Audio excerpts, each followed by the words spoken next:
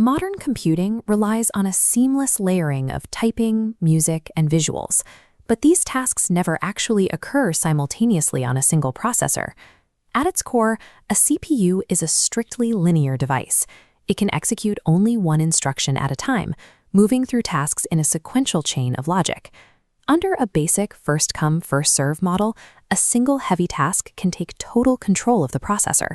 This creates a bottleneck where simple interactive tasks are trapped in the queue, causing the input lag that breaks the illusion of speed.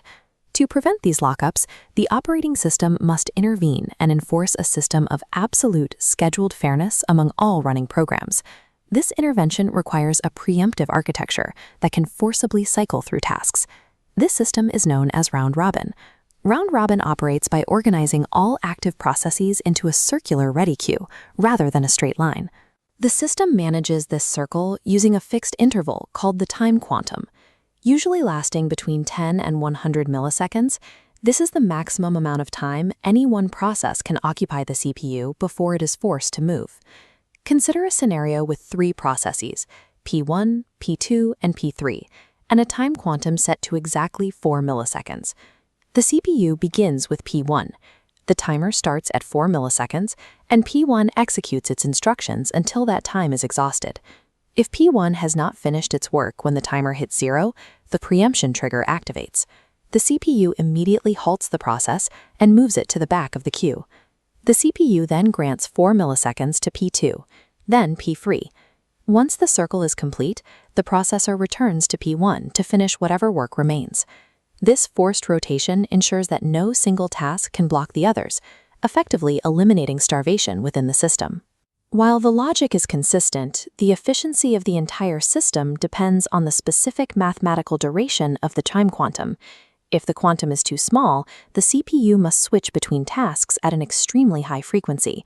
This chart highlights the context switch overhead, the time the CPU spends saving and loading process states.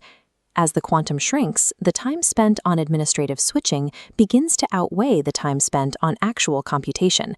In this state, the processor is so busy managing the queue that its overall throughput collapses, wasting energy on the logistics of the switch itself. Conversely, setting the time quantum too large creates a different set of problems. When the quantum is oversized, preemption happens so rarely that the system begins to behave like a standard linear queue. Average wait times increase, and the responsiveness that users expect from an interactive system disappears. System architects must find the specific balance where the CPU spends the vast majority of its time working, while still switching fast enough to keep the user interface responsive. This balance comes with a trade-off. Because of the constant switching, round-robin typically results in higher average turnaround times than algorithms that prioritize finishing the shortest jobs first. This makes it a poor choice for CPU-heavy background tasks like 3D rendering or large-scale data compilation, where maximum throughput is the only metric that matters. However, round-robin provides the predictable, steady response times required for human-facing interfaces. Modern operating systems often use hybrid schedulers, applying round-robin logic specifically to interactive subsystems to ensure the UI remains fluid even under heavy load.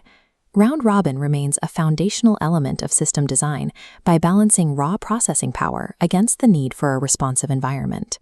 It ensures that every task moves forward by calculating exactly when to force them to wait.